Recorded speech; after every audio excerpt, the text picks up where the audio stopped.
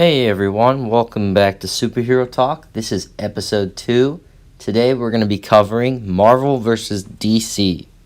The title of this video is a little misleading. We're not really going to be talking about the versus so much, or even what's really the difference. We're not going to be bashing them or saying one's better than the other. We're just going to be talking about what each one has to offer more so. I can't even begin to tell you how much I've been to a movie theater with a parent or grandparent, and they ask me, why isn't Batman helping the Avengers? Well, Grandma, they're two different worlds entirely. To start, we have DC Comics, named for Detective Comics, their most popular comic book, which stars Batman. The DC universe is made up of heroes like the Justice League, the Teen Titans, Young Justice, the Justice Society of America, Doom Patrol, the New Gods, and the Metal Men. The Marvel Universe also has a few teams of its own. The first one and most popular is the Avengers. There's also the Fantastic Four, Charles Xavier's X-Men, newly popular Guardians of the Galaxy, and there's also the Defenders. Now let's talk about DC and Marvel's movies. But keep in mind, I'm not saying one is better than the other because comic book fans get very picky and upset about this.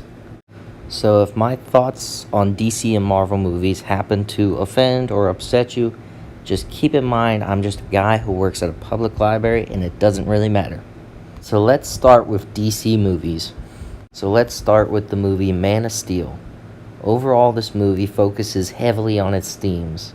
At the beginning, Superman doesn't know his place in the world, and he doesn't know what he's supposed to do, but by the end of the movie, he figures it out and becomes the hero he's meant to be. Man of Steel also deals with the theme of isolation and finding yourself. This movie also gets a lot of flack for its darker colors, just like Batman v Superman does.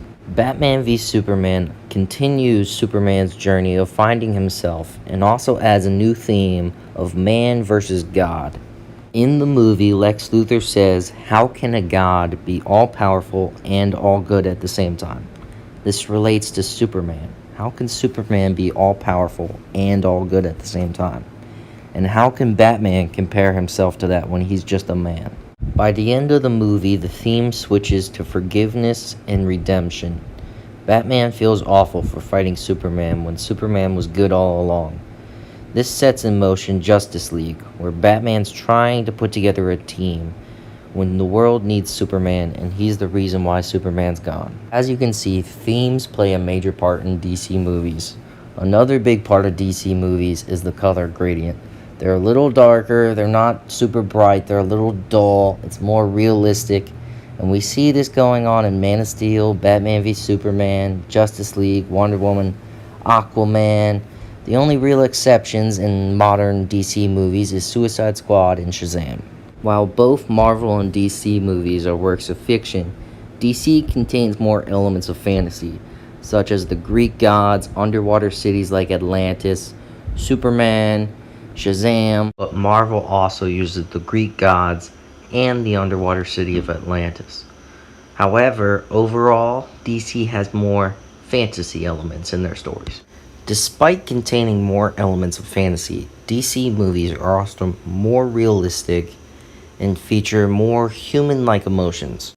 In the first Avengers movie, a bunch of aliens come to New York and attack, and it's really no big deal. The Avengers battle them, everybody kind of forgets about it. That's it. However, in Man of Steel, Superman comes to Earth, and the military are sent after him, and everyone questions his actions. And in Batman v Superman, even Batman's skeptical of Superman and fears him. Batman even has nightmares of what an unchecked Superman could do to the world, and this is much more realistic if aliens actually came to Earth than the Avengers. Another good example of real-life behavior is in the movie Shazam. In Shazam, a young boy is gifted with superpowers, and what's the first thing he does? He shows off. Of course, that's what a child would do. Now, don't get me wrong, Marvel has elements of this realistic behavior as well, just not as much. In Marvel movies, it's not so much about themes as much as it is about character arcs. In Marvel movies, a character arc is much more defined than a DC movie.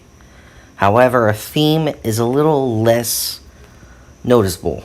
You have to look into it more in a Marvel movie. DC likes to deliver these big themes, whereas Marvel likes to deliver on character arcs. They'll often plan movies years ahead and make sure characters come first and have a progressive arc that leads them into a new version of themselves. Another difference between Marvel and DC movies is Marvel movies tend to rely on a plot point. This will happen, and now the characters deal with it. A DC movie has a character who feels something, and then something happens, and now they're changed. So it's a slight, subtle difference between the two. Marvel movies also contain a lot of jokes and humorous moments, and tend to be more of a family movie. And it could be because they're owned by Disney now. And maybe it's not such a bad thing. After all, a superhero movie is supposed to make you feel heroic. It's supposed to give you emotion. It's supposed to give you a story, cool characters, and cool powers. Whereas a DC movie really makes you think. It gives you a concept and challenges you to think. Marvel movies are also much brighter and have vivid colors, unlike the dull gradient of DC movies. A good example of this concept of color is the movie Doctor Strange. Take a look at this image and the colors. We'd almost never see something this crazy in a DC movie. Now take a look at this image. We'd almost never see a scenery this wild. Almost all of the Marvel movies are these bright, colorful movies that use color very well. Colors have a psychological effect to them. Bright, vivid colors, such as your warmer colors like red, orange, and yellow, tend to evoke a more action, more excitement and adventure in a movie, whereas your cooler colors such as blue, purple, and green that are often used in DC movies tend to have a more dull, slow, boring effect on people. Let's do a little test real quick. I'm going to show you the same image twice with two different filters applied. Now here's image A. Really look at it. Now here's image B. Take a look at this one. Now that was just the same image twice with different filters. But if I was to ask you which one you're more interested in seeing, most people would likely say image 1. Now it wouldn't take an archer's eye to recognize the difference between those two photos.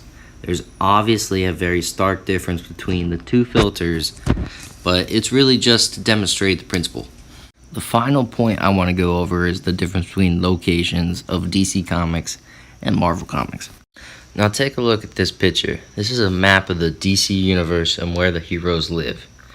You'll see they're spread out all across the country. You have Green Arrow in Seattle, Wonder Woman in Washington, and then you have Green Lantern in Coast City, a made-up city. You have the Teen Titans East in New York, and the Teen Titans West in Jump City, a made-up city. You have the Flash in Central and Keystone City, made-up cities as well. Nightwing is in Bloodhaven, made-up city. Batman's in Gotham, made-up city. Superman's in Smallville, Kansas, and Metropolis, also made-up cities. And Aquaman lives in Amnesty Bay, which is a real spot. Now let's go to the handy-dandy Bat computer and my sidekicks to analyze this. As you can see, the DC universe, the superheroes are spread out all over the country. Now let's take a look at the Marvel superheroes. Now I can't find you a good map of the Marvel universe, so let's just look at this United States map. You got the Avengers in New York, Spider-Man's in New York, Punisher's in New York, Daredevil's in New York, the Fantastic Four's in New York. You getting the common theme here? All of them are pretty much in New York. Where's the X-Men? New York. So the rest of the country, if you're not in New York, you're kinda in trouble. Luckily, Iron Man's got a home in California. And in the comic books, there's a West Coast Avengers. But thank God if you live in New York, because you can find about 300 superheroes to help you out. Alright, are you dead yet? Are you confused? We went over a lot of stuff, and I can't blame you, honestly. If you feel like you're drowning right now in knowledge, I don't blame you at all. And if you're tired of this video, I don't blame you either. It's a long video so far. But don't worry, we're almost to the end of the video. And this is the part where I'm going to summarize everything we went over. So just hold on, take my hand, and we're gonna We're going to work this out, okay? We're going to conclude. We're almost done here. So just hold on just a little bit longer. Alright, you think you can do that? Great. Let's conclude, guys.